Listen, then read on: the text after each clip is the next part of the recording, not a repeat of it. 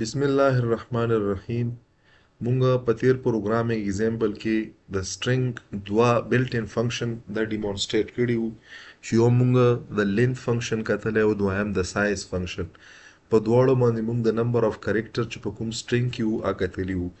اوس مونږ سره یو function دی د empty په نامه دا مونږ سره ریټرن کوي true او false کې ویلیو. دلته به مونږ څه وکړو؟ مونږ به ما یو string type variable جوړ کړلو او دا ما initialize کړو د blank یا د double quotation نه. مطلب دا چې دا ما د empty نه دلته مونږ سره د null value نه دا مونږ initialize کړو. دلته به زه څه وکړم په if statement کې دننه که for example مونږ سره په دغه s کې دننه چې کومه string دی دا empty وي نو دلته به true return شي ورنه false به return شي. چې true return شي نو دلته به مونږ سره شي دا statement به execute شي.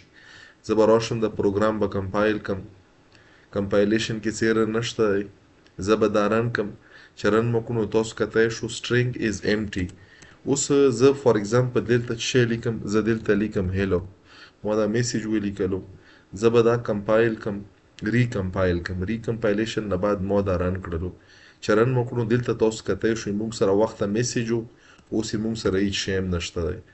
نو کله چې موږ وغواړو چې موږ سره دا statement execute شي، چې کله موږ سره دلته په string کې ډیټا نه وي دا موږ سره empty وي، نو یغه لپاره موږ شی استعمالولی شو دا empty function دی built in د string class والا.